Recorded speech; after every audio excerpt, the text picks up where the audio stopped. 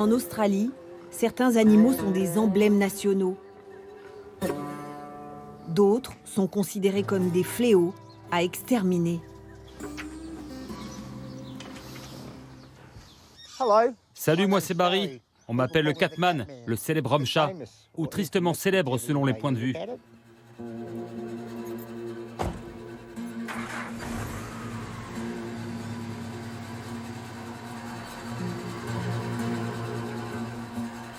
Un surnom et une renommée que Barry a gagné en raison des rapports singuliers qu'il entretient avec les chats. L'homme-chat habite depuis 20 ans sur Kangaroo Island, au sud de l'Australie. On y est. Barry est un trappeur de chats sauvages.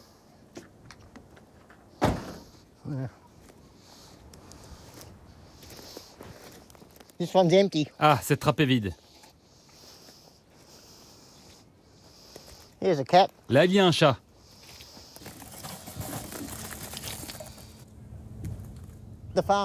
Le fermier m'a signalé des chats sauvages dans le coin et j'ai posé ces cages. Ça peut prendre une semaine ou plus d'attraper un chat. Je dois venir vérifier tous les jours les cages. Celui-là, je vais le supprimer humainement, le plus vite possible. Sur cette île, les chats sont en sursis.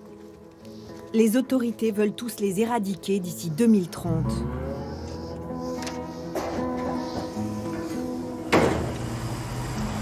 Le petit chat sera exécuté d'un coup de fusil dans la tête.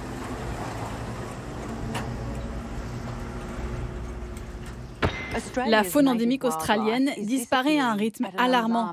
Et le premier coupable, c'est le chat sauvage.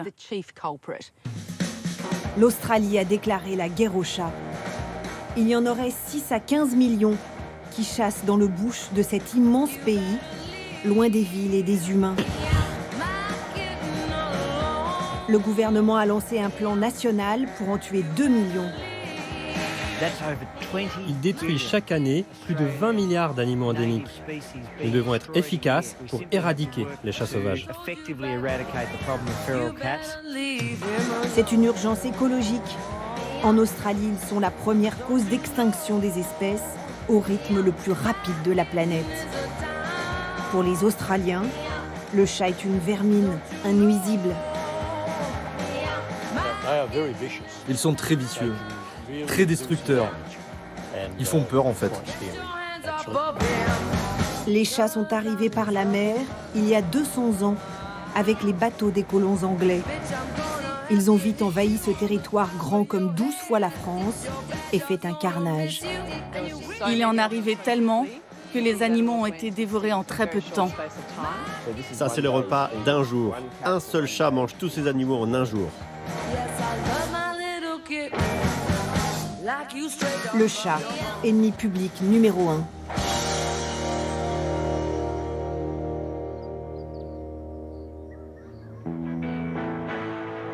Il n'y a pas si longtemps, le bush australien grouillait de vie. Des millions de mammifères de toute taille y sautillaient, jour et nuit. Aujourd'hui, il ne reste que des kangourous sur cette terre devenue un immense cimetière de marsupiaux.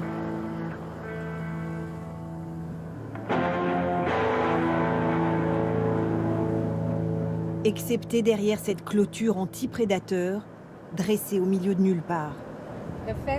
Cette barrière est impénétrable. Nous n'avons jamais eu aucun chat ni aucun autre prédateur qui a franchi cette clôture.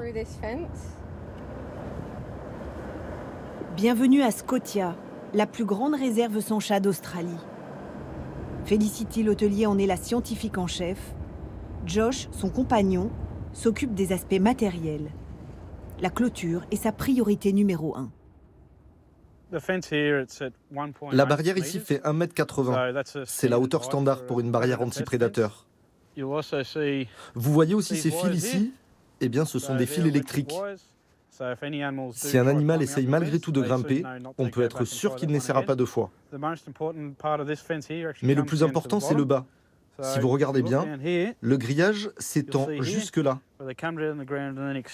C'est pour empêcher les animaux de creuser des tunnels en dessous. Tous les 2 jours, Josh inspecte les 56 km de clôture à la recherche du moindre petit accroc. Aussi longtemps qu'il y aura des chats et des renards dans le paysage qui continuent leur ravage, il n'y a qu'une seule façon d'assurer à 100% la survie de nos mammifères australiens, en créant des sanctuaires, comme ici, à Scotia.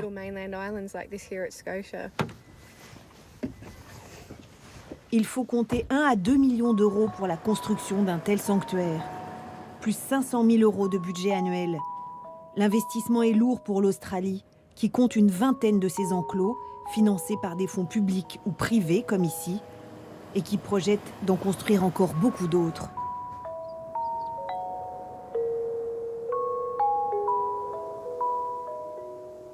Pour constater les résultats de l'absence de chats à Scotia, il faut attendre la nuit.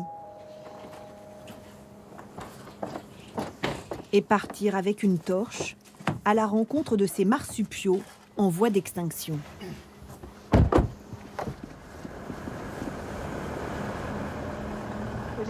Nous cherchons un mouvement, des yeux qui brillent.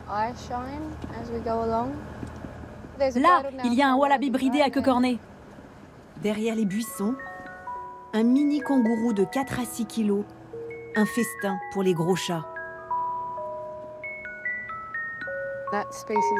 On a longtemps cru que cette espèce avait disparu. Aujourd'hui, 85% de la population totale est ici, à Scotia. Un peu plus loin, un bétong, un petit marsupial qui lui aussi ne doit sa survie qu'aux barrières électrifiées. Voir ces animaux qui courent partout, c'est tellement gratifiant. On sait qu'on fait vraiment quelque chose pour la faune australienne, en les protégeant contre les chats.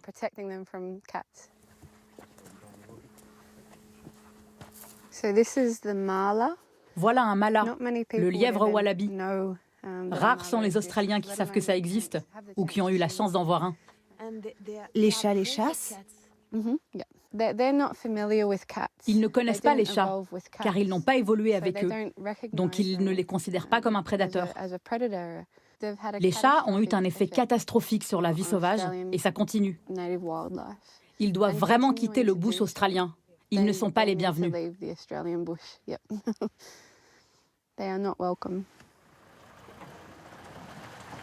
À Scotia, en symbiose avec la nature, les chercheurs vivent et travaillent à l'intérieur de la zone protégée. Les chats sauvages sont très mal connus. Pour mieux comprendre leur comportement, les scientifiques de Scotia en ont capturé une vingtaine et les ont équipés de colliers GPS. Pour la première fois, leurs déplacements ont pu être enregistrés. Ce que nous avons découvert est incroyable et effrayant aussi. Scotia, c'est ce petit carré. Nous pouvons voir que de nombreux chats restent autour de Scotia. Mais quelques-uns parcourent des distances importantes.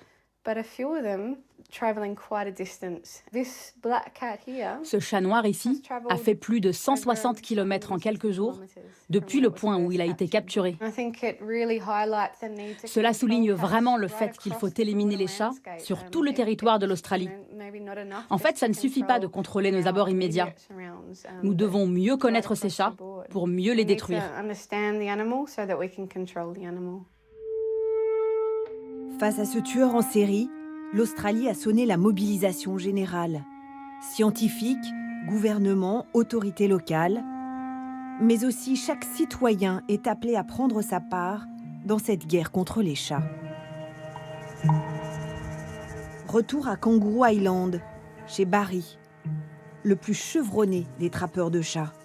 Entièrement bénévole, un obligeant retraité qui rend service à sa communauté.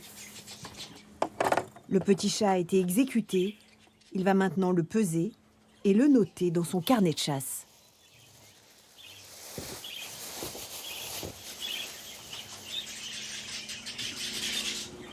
Comment vous sentez-vous ? Comme quelqu'un qui a fait du bon boulot. Je l'ai fait tellement de fois que je ne ressens plus rien. Barry en est à son 1441e chat.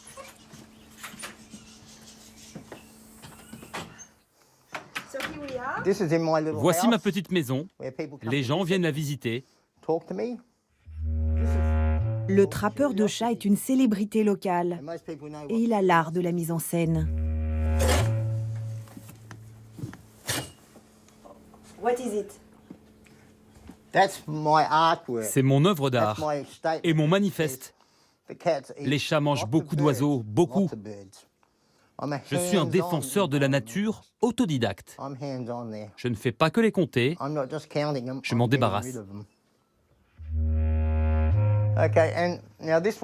Celui-là, c'est le plus lourd, 7,3 kg. Avant de prendre sa retraite, Barry travaillait dans un abattoir. J'ai gardé la famille réunie, une mère et ses chatons. Barry assure n'avoir rien contre les chats, ni haine, ni obsession. Et là, nous avons Kitty. Il reste assis dans le coin, c'est un vilain. Mais il est pratique. Vous êtes très créatif. Ça me vient tout seul. Et parfois, il réussit même à vendre ses œuvres aux curieux qui visitent son antre. Une trentaine d'euros la peau. Elles sont thérapeutiques pour l'arthrose. J'en ai vendu quelques-unes à des gens qui en souffrent. Manifestement, ça marche. Dans ce pays, les activités de Barry ne choquent personne, au contraire. Il a même été officiellement récompensé pour services rendus. Voici le prix que j'ai reçu de la part du Conseil des ressources naturelles qui gère les nuisibles. Personne remarquable, ça veut dire que je ne suis pas lié à eux, mais que je les ai sacrément aidés. Barry vit sur une île de 4400 km² où les autorités ont décidé d'aller plus loin que les injonctions nationales. Ils veulent se débarrasser de tous les chats d'ici 2030. Y compris les chats de compagnie. Le plan est largement soutenu par les habitants, plutôt adeptes des chiens. Mais il désespère Anne Christie, maîtresse de 3 chats orientaux. Comme de nombreux propriétaires de chats, elle a aménagé ce qu'on appelle en Australie un catio, un patio hermétiquement clos par de solides filets. Ils peuvent voir les oiseaux. Certains oiseaux peuvent s'approcher de très près. Nous avons des petits roitelets. Ils voient les abeilles. Parfois même, quand ils sont très chanceux, ils peuvent voir un petit lézard sur le sol. Ce que nous avons fait ici, c'est un paradis pour chats. Nous savons qu'ils sont en sécurité. Les voisins n'ont pas à craindre que nos chats sortent et détruisent des oiseaux. Et ils peuvent profiter de la faune. Un bien étrange paradis, dans cette île devenue un enfer pour les chats et pour leurs maîtres. Quand elle s'est installée il y a 3 ans, Anne Christie a subi des moqueries, des réflexions désobligeantes, un climat oppressant. Je suis terrifiée à l'idée qu'un de mes chats s'échappe. Et il y a tant de gens qui haïssent les chats et qui ont des pièges. Je crois que si un de mes chats partait, je ne le reverrai plus. Les gens se sentent autorisés à faire ce qu'ils veulent avec eux, car il n'y a aucun respect pour les chats. Les gens font ce qu'ils croient nécessaire et c'est cruel. Juste de la cruauté.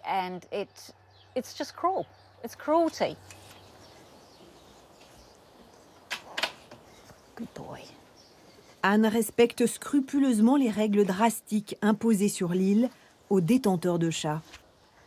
Les rares sorties au soleil qu'elle leur autorise, c'est avec une laisse. Pour elle, le plan prévoyant la fin des chats domestiques va beaucoup trop loin.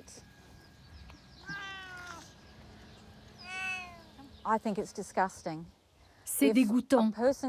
Si on peut prouver qu'on fait les choses correctement, avoir un catio, un chat enregistré, stérilisé et avec une puce, les autorités ne devraient pas nous empêcher d'avoir un chat de compagnie. Moi, je ne suis vraiment pas chien. Les chats sont toute ma vie. Regardez, ils mangent de l'herbe.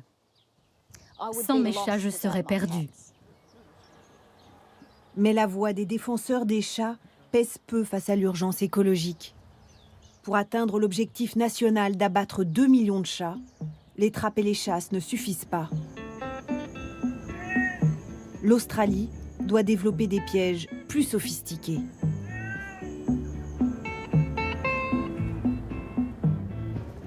On va s'arrêter là.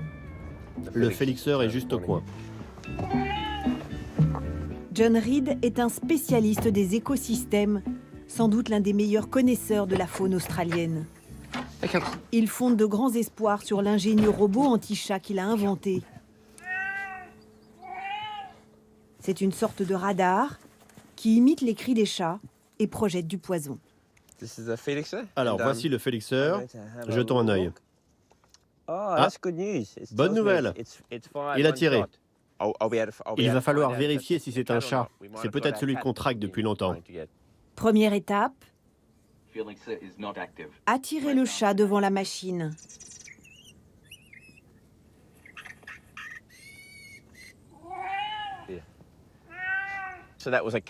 Alors là, c'était une chatte en chaleur. Mais nous avons aussi des cris de lapins, d'oiseaux. Le chat qui rôde dans le coin vient voir. Il n'a plus qu'à marcher devant. Et là, on peut la voir. Allez, c'est parti. Démonstration avec un carton de la taille d'un félin et du faux poison. Il m'a eu. Mais ça va. Alors voilà l'impact. Ça ne fait pas mal. Le chat va ressentir une petite claque. Il saura qu'il a quelque chose, il va s'enfuir et il va se lécher pour l'enlever. 1 à 2 heures après, le poison va commencer à agir et le chat va perdre son énergie. Il s'endort et meurt. Une mort paisible, assure l'inventeur. Le félixeur est même capable de ne cibler que les chats afin d'éviter les victimes collatérales. Pourquoi ne tire-t-il pas sur le chien? Là, le chien est allongé. Il bloque le capteur du bas.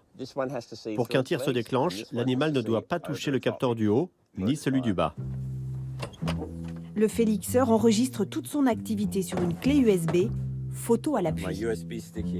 Alors, voyons ce qu'on a là-dedans. La vérification ne prend que quelques instants. Quelqu'un qui marche, ça c'est moi, ça n'a pas tiré.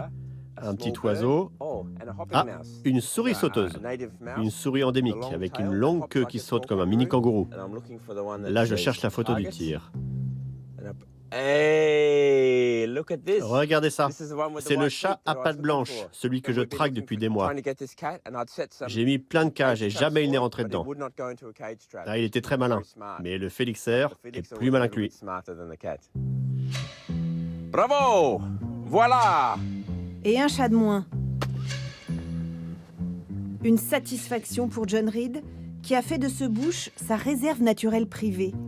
46 000 hectares, acquis il y a 15 ans en Australie méridionale pour une bouchée de pain. C'est la région d'Australie la plus infestée de chats sauvages. Ils peuvent être partout. Dans ce genre de paysage, il y en a en moyenne 1 ou 2 par kilomètre carré. Il y a donc sans doute 500 chats qui vivent chez nous. La maison la plus proche est à 20 km et n'a pas de chat non plus. Donc, il n'y a que des chats sauvages qui se nourrissent de notre faune. John a construit sa maison comme un poste avancé dans la guerre contre les chats. Il y élève ses 3 filles avec son épouse Catherine, elle aussi une scientifique renommée. Mais malgré tous leurs efforts, les Australiens peuvent-ils raisonnablement espérer venir à bout de ces millions de chats? John et Catherine ont beau y consacrer leur vie, ils ne se font guère d'illusions. C'est un travail sans fin. D'un côté, 2 millions de chats, ça ne veut rien dire. Vous pouvez en tuer 2 millions et 2 autres millions vont arriver. Et en plus, dans ces 2 millions, tous ne sont pas forcément problématiques. Mais d'un autre côté, c'est un bon moyen de sensibiliser les gens aux problèmes des chats sauvages. Le vrai but, c'est de réduire la prédation des chats. Il y a plein de façons de le faire. Nous essayons d'autres méthodes, comme apprendre aux proies à éviter les chats et à vivre avec eux. Ça permet de réduire le nombre de chats à tuer. En fait, il ne s'agit pas de tuer tous les chats, mais d'être plus stratégique et de cibler les chats qui vont faire le plus de dégâts.